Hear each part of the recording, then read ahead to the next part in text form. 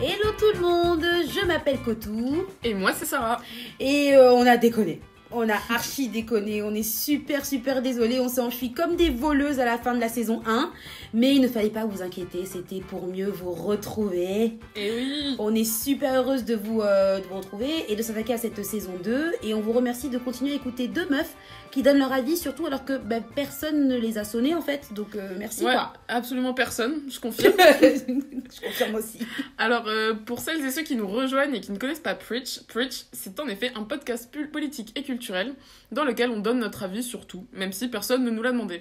Et notre idée, c'est d'aborder différents types de privilèges pour que chacun et chacune prenne conscience des siens et qu'on participe tous ensemble à favoriser une réelle égalité entre nous, parce que oui, notre vœu le plus cher, c'est toujours la paix sur Terre. Elle m'avait manqué cette intro, j'espère qu'elle vous a manqué aussi. Petite parenthèse, on voulait en profiter pour faire pour remercier très chaleureusement notre attachée de presse officieuse, hein, c'est la page Racisme Invisible qui nous a encore mis en story Instagram, ce qui nous a permis de largement dépasser la barre fatidique des 200 abonnés, donc merci. Merci de fou, gros big up. Et d'ailleurs, venez, petite idée, on essaie avant la fin de l'année, année 2021 je précise, d'atteindre les 300 abonnés. Non, c'est possible. C'est possible, avec le bouche à oreille, peut-être que c'est faisable. Non, je pense que c'est faisable. Et donc, si vous kiffez notre contenu, n'hésitez pas à commenter, à liker, à partager. N'hésitez pas non plus à coller vos bouches aux oreilles des gens pour conseiller notre podcast qui est dispo sur Spotify, Deezer, YouTube et Radio Campus. C'est quoi Radio Campus? Je crois qu'en fait on est diffusé sur certains réseaux qu'on connaît même pas. Mais si vous connaissez, n'hésitez pas à aller là-bas pour nous écouter, pour partager notre contenu. Donc voilà. Ouais, voilà, on s'est excusé, on a remercié celles qu'il fallait remercier, on a incité à partager le podcast, à s'abonner, alors qu'on est des grosses escrocs en réseaux sociaux, on va pas se mentir. Vraiment. Donc voilà, je pense que c'est bon, on peut commencer. Chers camarades Kotou, de quoi allons-nous nous plaindre aujourd'hui ? Alors, pour commencer cette nouvelle année, chers camarades, on va s'attaquer au mot en C. Le C-word. Mais qu'est-ce que c'est ? Le colorisme. Waouh. Colorism. On sait que pour certains c'est un mot nouveau, mais ne vous enfuyez surtout pas, on va tout vous expliquer. On va explorer ce très vaste sujet à travers une jolie et pédagogique recommandation littéraire et la question du futurisme, qui est aussi un mot nouveau, mais que nous allons évidemment vous définir. Alors, installez-vous confortablement, prenez comme d'habitude vos petits thés au bissap et au gingembre, vos petits biscuits spéculoos aussi, et on commence avec une toute nouvelle rubrique. Pour les habitués du podcast, on sait que là, vous attendez à ce qu'on rentre dans les coups de cœur, coups de gueule et tout, tu te rappelles ? Ouais, voilà. C'était un vague souvenir, ça. Ouais, c'était à 2-3 mois. Mais non, parce qu'on est en saison 2. Et qu'il y a du changement en saison 2. Évidemment. Et à partir de maintenant, ce qu'on va faire, c'est qu'à chaque épisode, on va élire un parrain ou une marraine qui bénira de son aura l'épisode. Et aujourd'hui, ce sera une marraine. Est-ce que tu peux nous dire, Sarah, qui est l'heureuse élue ? Alors, je vais essayer de le dire avec mon plus bel accent. Ouais, s'il te plaît. Alejandra Ocasio-Cortez. Alexandra Ocasio-Cortez. Voilà. Oh, voilà, on va dire à la française, quoi. Donc, aussi, hein, pour les intimes, voilà. Et nous, on la connaît très bien, donc on peut se permettre de l'appeler comme ça. Exactement, ouais. Elle nous écoute parce qu'elle a très bon goût. Donc, c'est la marraine de cet épisode 1, saison 2, parce qu'elle est incroyablement inspirante. Elle a été élue à seulement 29 ans parlementaire, ce qui fait d'elle la plus jeune de l'histoire. Elle est foncièrement de gauche. Alors, franchement, nous, c'est genre la gauche normale, mais pour là-bas, c'est genre la gauche... communiste. Voilà, littéralement, tu vois. Et voilà, c'est pas facile d'être socialiste aux États-Unis. Donc ouais, on peut la classer dans le même couloir que Bernie Sanders, qui est un peu son mentor et tout. Et elle est pour la couverture médicale généralisée, donc l'Obamacare pour tout le monde en gros. Yes. Voilà. Elle est pour le Green New Deal, qui est un espèce de deal écologique qui changerait le pays et sûrement le monde. Elle est pour la gratuité des universités. Bref, en fait, elle est super cool. En fait. Elle est très cool. Et alors dernièrement, on a pas mal parlé d'elle parce qu'elle est arrivée à un événement mondain qui est le Met Gala, ce gala où les gens arrivent habillés n'importe comment. On a été invités, on n'avait pas le temps d'y aller. Ouais, on n'avait pas le temps, on préparait l'épisode et tout. Mais bon. Exactement. Voilà quoi. Enfin, on est vraiment investis. Et du coup, donc cet événement est évidemment très courtisé par toutes les stars les plus richissimes, et elle est arrivée sur le tapis avec une robe sur laquelle était écrit Tax the rich, ce qui veut dire taxer les riches. Bon, tout le monde n'était pas forcément... Voilà, moi je souligne que quand on arrive quand même à ce genre d'événement et qu'on vient, on y participe, on y mange, on s'enjaille, mais qu'on met tax the rich, je trouve ça un petit peu hypocrite dans la démarche. Voilà, il y a de la tension dans Preach. Voilà, On n'est pas Petit d'accord. point de désaccord. Oh là là. Mais globalement, on peut lui pardonner cette petite On lui erreur. pardonne quand même. Parce que globalement, elle est quand même très cool. Bon, bah, vous avez compris que moi j'ai kiffé, hein. J'ai trouvé ça... j'ai trouvé ça culotté, j'ai trouvé ça courageux. Et voilà, en gros, en fait, ce qu'on veut, c'est s'inspirer de ça. On veut s'inspirer de son culot, de son courage, de son intelligence, de sa répartie et de son rouge à lèvres. Mais quel rouge à lèvres! Mais, non, mais tu sais qu'il y a une vidéo Vanity Fair où elle, pendant 30 minutes, elle explique comment elle applique son rouge à lèvres. Moi, je trouve ça incroyable. Et elle en fait un acte politique quand même. Bon, tout c'est bon. Non, ok, j'abuse, pardon, désolée. Bon, vous avez compris qu'on était assez relativement fans et qu'on a trop hâte qu'elle soit élue à la Maison Blanche pour qu'elle nous y invite. Mais avant de pouvoir visiter le bureau ovale, Sarah va nous faire l'immense plaisir de reprendre sa rubrique phare. Yes. La pastille culturelle pour nous parler d'un livre pour enfants trop mignon. Super trop mignon en rapport avec notre sujet d'aujourd'hui. C'est parti.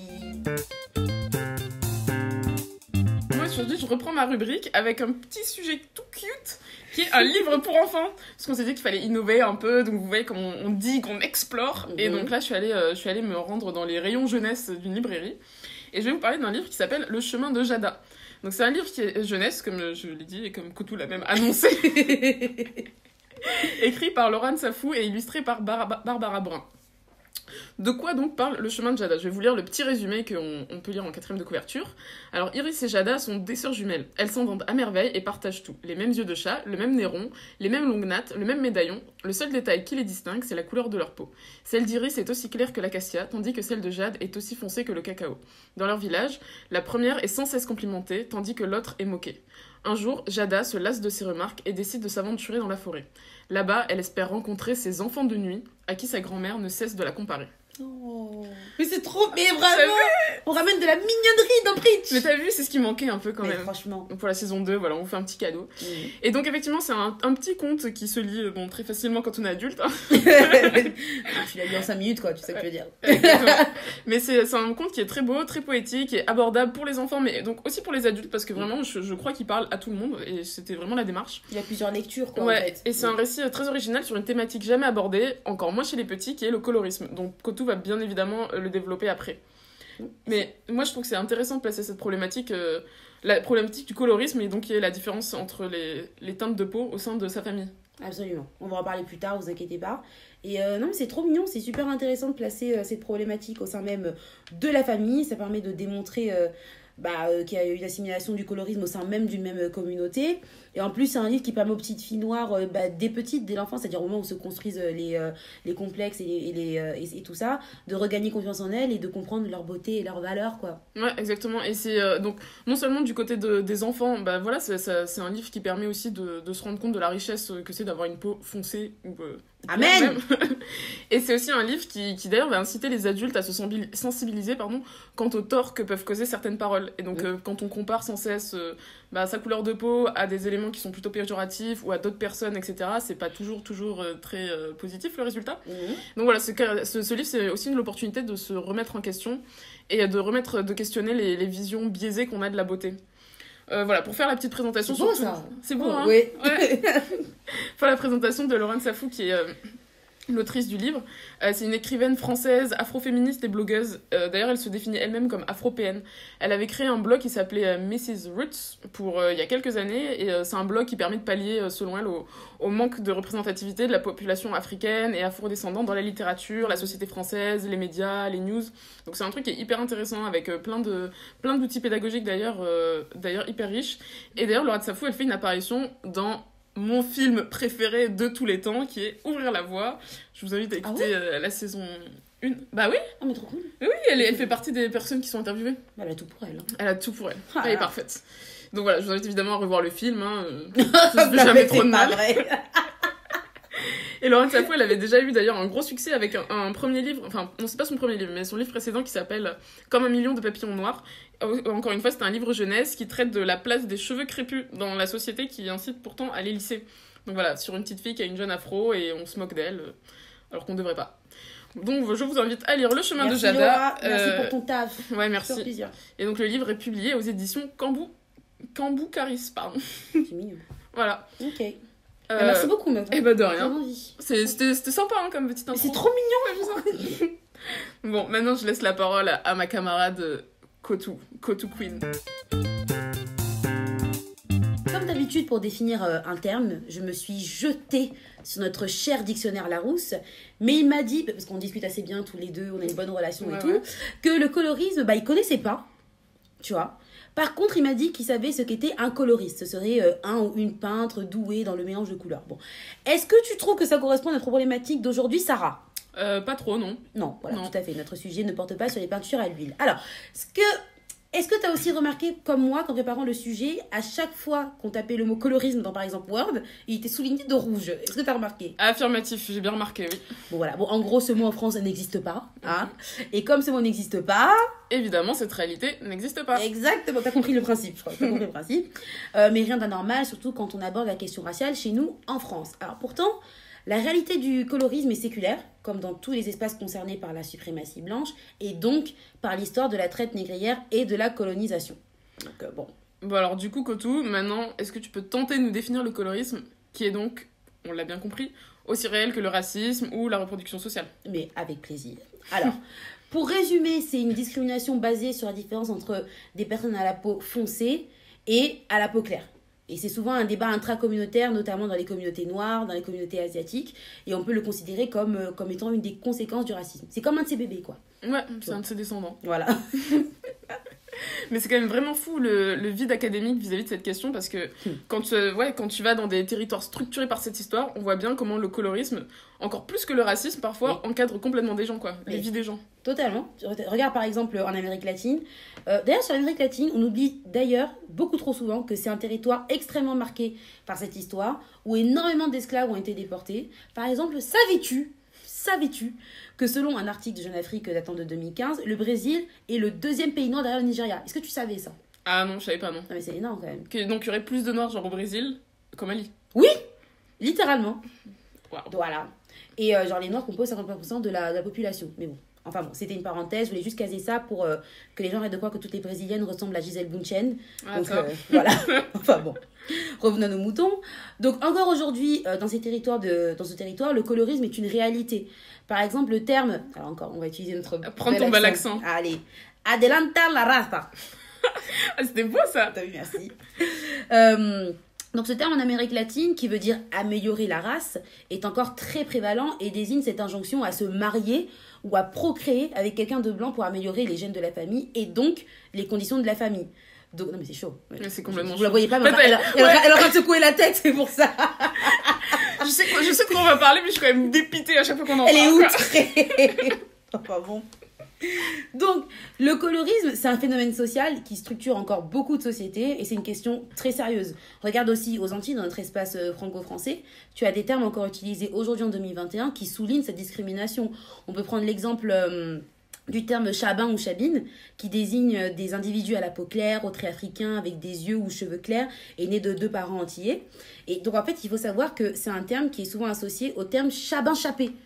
Tu vois, et c'est un terme qui désigne explicitement un chabin qui a échappé à sa condition de noir. Parce que ta condition de noir, ta condition d'esclave était liée à ta pigmentation. Donc, paraître un peu plus blanc, c'est en quelque sorte échapper à une condition de misère.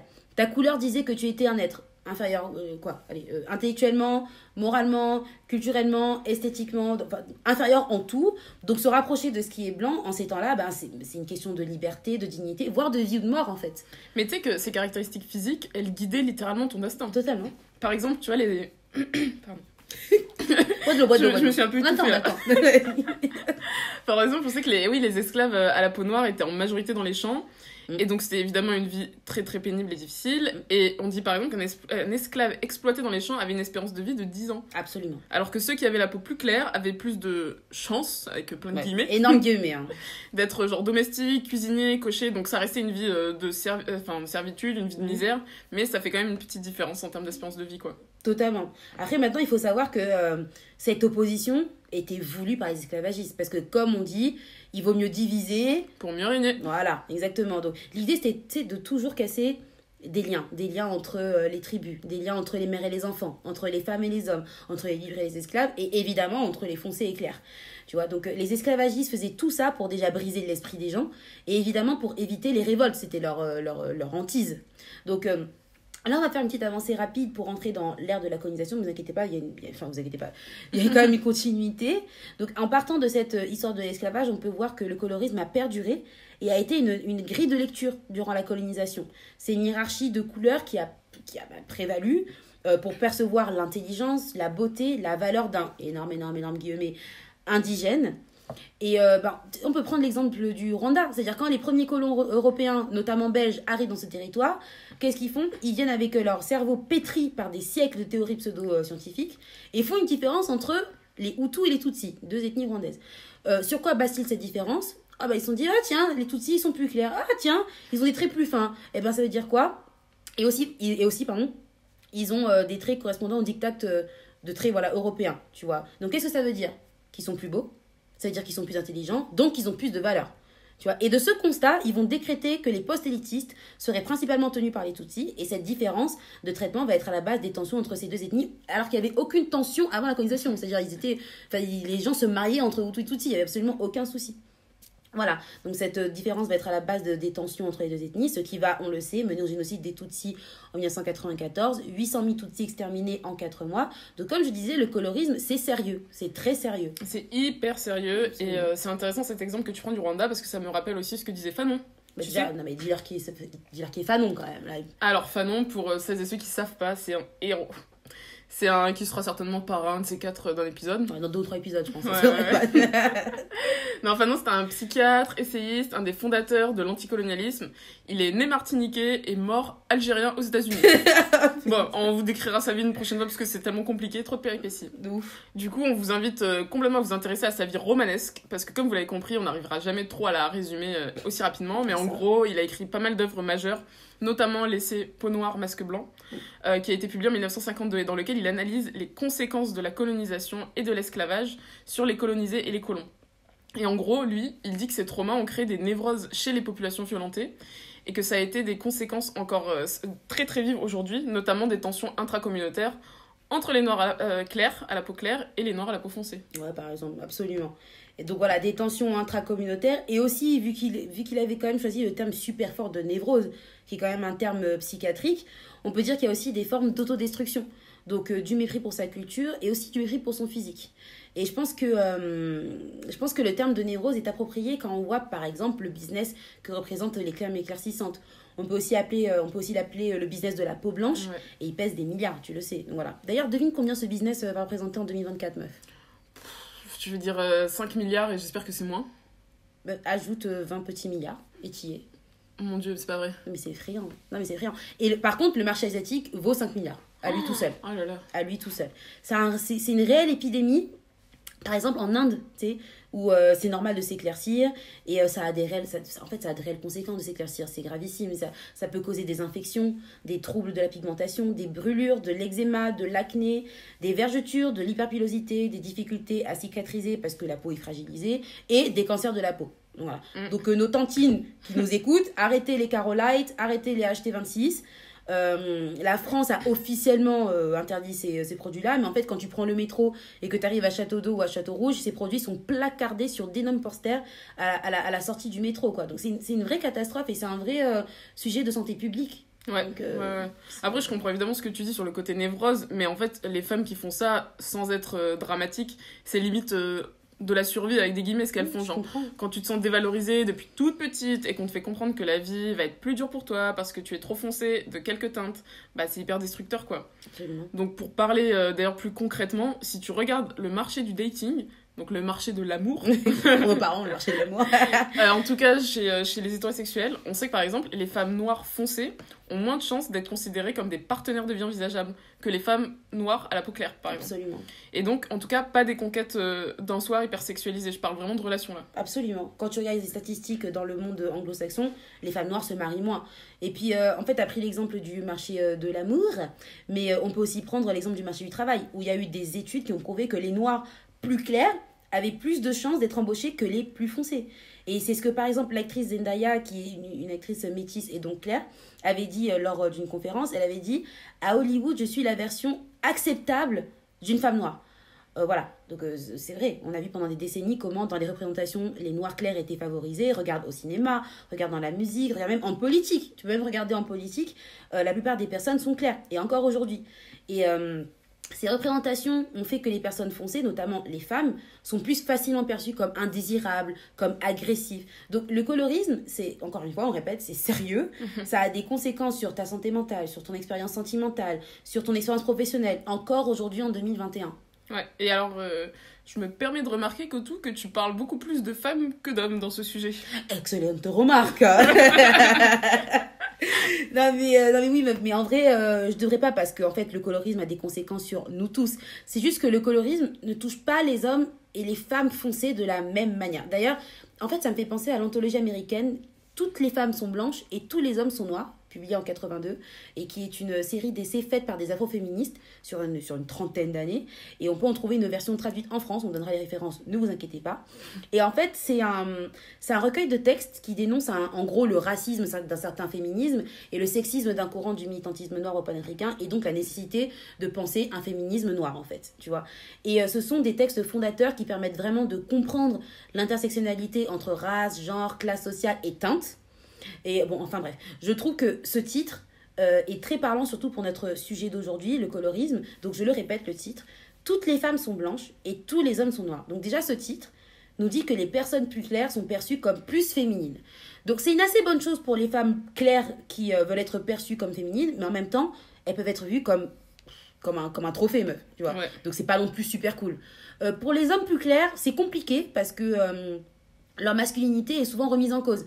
C'est pour ça que, par exemple, le rappeur Drake, qui est métis, se fait tout le temps charrier. Alors oui, il fait des chansons de lover au cœur brisé, j'avoue, voilà, ça n'est pas son cas.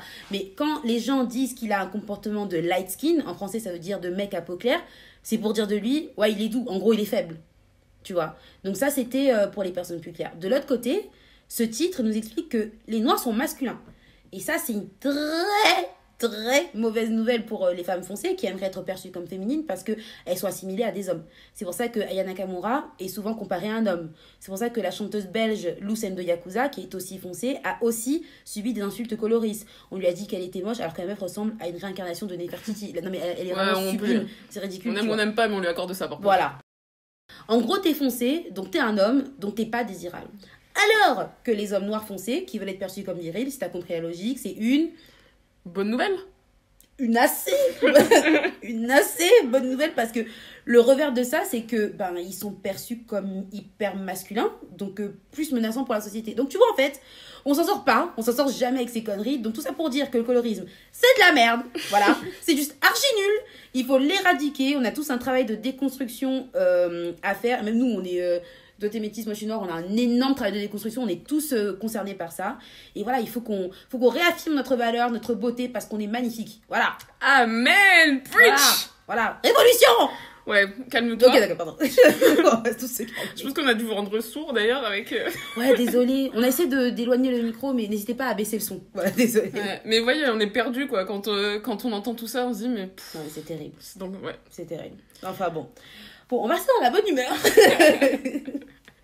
Et dans le même sujet, et Sarah va nous permettre d'approfondir ce sujet très vaste, très complexe, avec un terme nouveau, le futurisme, qui désigne une réalité qui n'est pas nouvelle du tout. Et c'est parti. Ouais, alors le futurisme, qu'est-ce que c'est? Ouais, alors je vous disais... C'est le petit cousin du colorisme, qui est lui-même l'enfant du racisme. Oh, c'est qu'une histoire de descendance. Ils sont tous Tout à fait, ouais. Et comme les mots qui finissent en isme. Donc c'est un mot qui n'existe pas en français. Et même en anglais, c'est hyper chaud de trouver de la documentation dessus. Ouais, totalement. Non, pas osé. Non, mais oui, non, mais ça me... Mais j'ai entendu que tout soupirer, non, qui est affligé. Donc, on est outrés aujourd'hui. On est complètement outrés, ouais. Donc qu'est-ce que c'est le futurisme? Donc futurisme découle du mot feature. Et en français, ça se traduit par les traits du visage. Donc le futurisme, c'est une discrimination. C'est quand certains types de traits sont valorisés par rapport à d'autres traits. Une discrimination qui va se concentrer donc sur des formes de visage très précises, comme la bouche, les yeux ou le nez, par exemple. Comme d'habitude, ce sont les traits européens ou caucasiens qui sont valorisés et recherchés. Mais ça, presque on vous apprend rien. Évidemment, c'est une forme de discrimination qui s'adresse très très directement aux personnes noires qui ont les lèvres plus charnues ou des nez plus larges, ou bien aux personnes asiatiques, avec les personnes qui ont les yeux en amande, aussi les traits indiens, enfin bref, quantité d'individus qui sont stigmatisés dans leur quotidien, et le sont encore une fois un peu plus via leurs traits. En gros, le futurisme implique que dans nos sociétés, les personnes aux traits européens sont systématiquement plus belles que toutes les autres. Donc, tout ce qui est Africasie, c'est dead pour vous. C'est dead pour nous. Comme dirait Sibeth Ndiaye. Voilà, big up.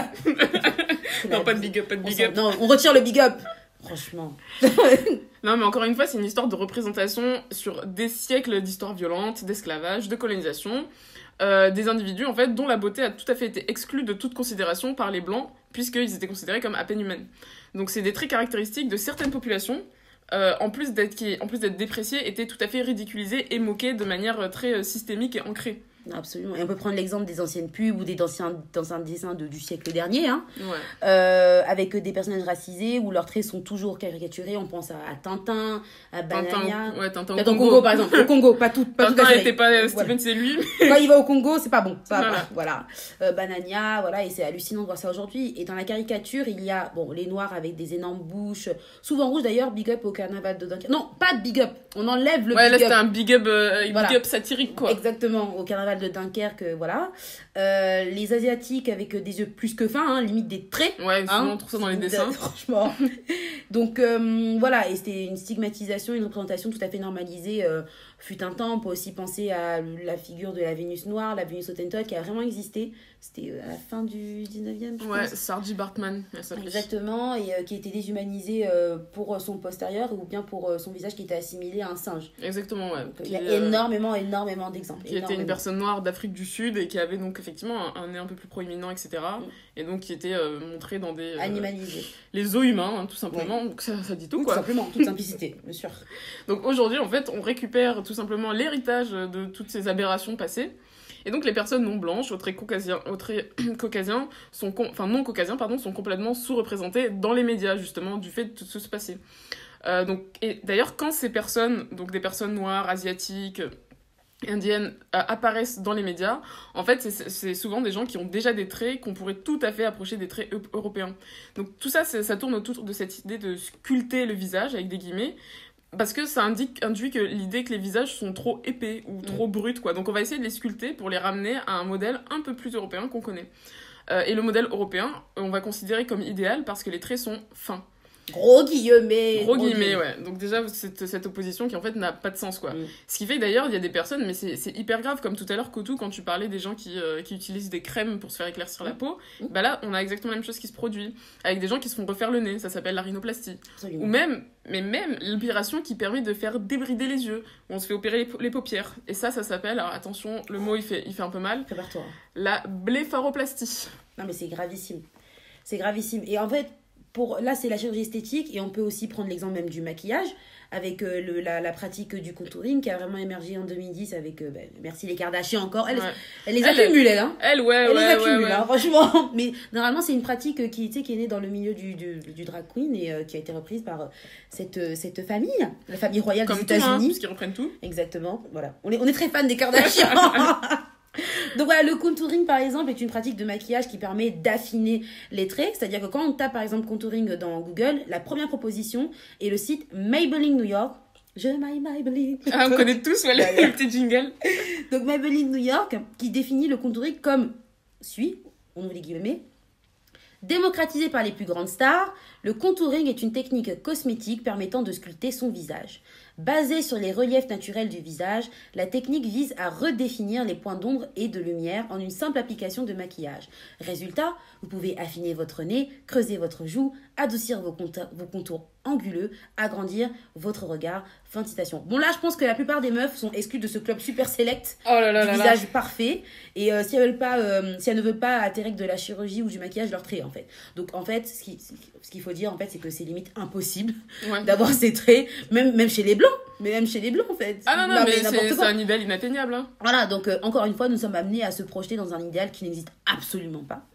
Les médias ont encore une fois une responsabilité, puisqu'on voit que les personnes racisées qui ont ces traits sont le vecteur malgré elles du futurisme par les altérations qu'elles s'infligent, que ce soit des... on peut penser par exemple à l'opération, tu avais parlé tout à l'heure de la rhinoplastie. Refaire le nez. Exactement, on peut citer des énormes stars comme Ali Berry, Kelly Rowland, Tyra Banks, qui est une mannequin, ou J-Lo, Jennifer Lopez. Et c'est aussi le cas chez des femmes blanches qui ont refait leurs traits pour paraître plus désirables et avoir plus de boulot, comme Angelina Jolie, Kate Moss, Cameron Diaz, Blake Lively. Donc le futurisme, en fait, ça touche tout le monde. Donc voilà. Désolée. Merci, au revoir. Non, allez, on a une mini conclusion quand même là-dessus. Non, c'est que le problème avec le futurisme, c'est une forme de discrimination qui, donc, comme le colorisme, opère au sein d'un même groupe racial, quoi. Et donc, même chez les blanches, comme on vient de le démontrer, puisqu'on est amené à faire tout et n'importe quoi pour atteindre des standards qui n'existent pas. Et donc ça, c'est directement lié à la manière, en fait, de percevoir une personne comme belle ou non. Donc la question, c'est de savoir pourquoi, en fait, les traits des femmes noires, par exemple, qui sont tout aussi naturels que les traits des femmes blanches, ne peuvent pas être également appréciés.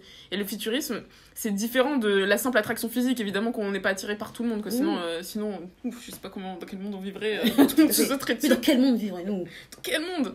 Mais c'est donc là, c'est pas une histoire d'appréciation physique, c'est vraiment quand on écarte délibérément, mais quand je dis délibérément, c'est même plus profondément ancré, sans s'en rendre compte, une personne au profit d'une autre, selon des standards de forme de visage qu'on nous a inculqués depuis notre naissance, depuis avant notre naissance, et en fait dans lesquels on est tellement nourri qu'on n'arrive même plus à s'en détacher, quoi. Donc voilà, pour conclure, malheureusement, comme tout est construit, rien n'est inné ni naturel. C'est une bonne conclusion de sociologue, ça. Hein. Ouais. Très bonne ambiance. Hein. Merci beaucoup. Enfin, c'est super intéressant de découvrir une...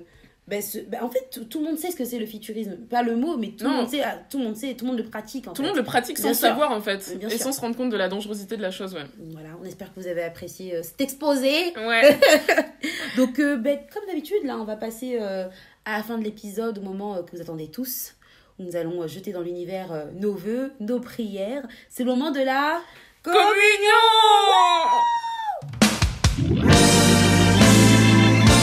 Alors Sarah, c'est quoi ton premier vœu que tu jettes dans l'univers ? Et alors mon premier vœu, il est assez inclusif puisque je t'inclus dedans. Merci. Ouais, c'est un truc qu'on va essayer de faire ensemble. L'univers. Alors mon premier vœu, c'est qu'on arrive à faire nos podcasts un peu plus régulièrement peut-être. Non, ça c'est un bon vœu. Ça c'est un bon vœu. Un beau vœu qui nous engage nous en fait. C'est-à-dire c'est pas l'univers qui va changer ça, c'est à nous. Si, moi je préfère mettre ça sur la faute de l'univers. C'est pas grave. Sa responsabilité. Non mais voilà quoi, histoire qu'on revienne pas dans 2 mois. Pas 2 mois. Non, pas 2 mois. Hein ? Pas 2 semaines. Pas 2 semaines, ça on va pas se faire d'illusions là-dessus. C'est vrai. Mais on va trouver, voilà. Très bon vœu, très bon vœu. Moi, mon vœu, c'est que le Franprix en bas de chez moi se remette à être ouvert toute la nuit, le week-end. Ils faisaient ça avant le confinement, ça avait changé ma vie, tu sais, quand j'ai une petite fringale, comme ça. Vendredi, je descends en bas de chez moi, c'était fermé, et j'ai pleuré un peu, tu vois. T'as mangé quoi du coup ? Un yaourt. Un yaourt. Un yaourt. Mais non, crème dessert, pas un yaourt. J'ai pas de yaourt chez moi, j'allais dire. Yaourt. Mais genre crème dessert et ça a été ton repas quoi. Ouais, c'était un peu triste. Ça m'attriste beaucoup quand même. Ça me rend encore plus triste que toi, parce que ça me concerne. Donc voilà, Franprix, n'hésitez pas déjà à nous financer. Et surtout, à remplir le Franprix en bas de chez moi, quoi. Carrément. Merci beaucoup. Et alors moi j'ai un autre vœu qui là n'engage que moi.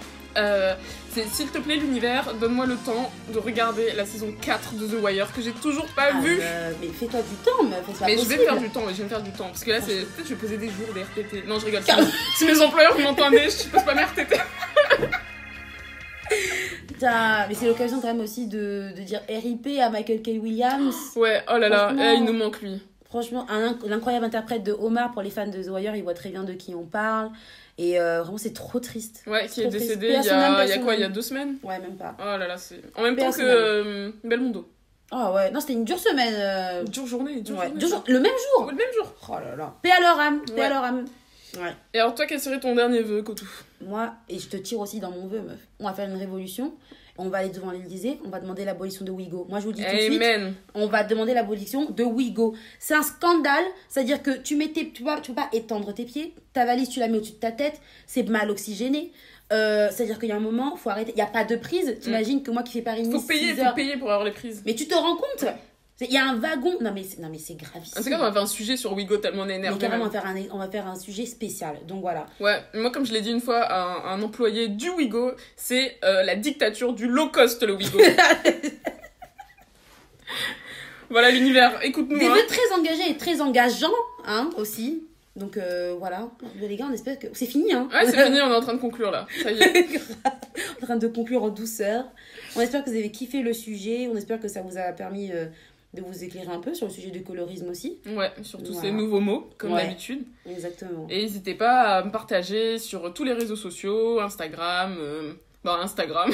Radio Campus, t'as oublié? Oui, pour nous écouter, vous pouvez nous écouter partout. N'hésitez pas à en parler. Et évidemment, vous pouvez aussi nous écrire s'il y a certains sujets que vous avez envie qu'on traite, qu'on aborde, etc. Si vous avez aimé ou pas aimé, vous pouvez nous écrire juste aussi. pour discuter, hein, nous ouais, discuter. On aime grave tchatcher avec les gens. On n'est pas encore assez famous pour que ça nous affecte d'avoir trop de fans. Mais voilà, faites-le, parce que dans un an, on est sur clic et c'est terminé. Quoi, c'est fini, on vous calcule plus. Hein. Prenez soin de vous, prenez soin des autres et à bientôt. À très vite.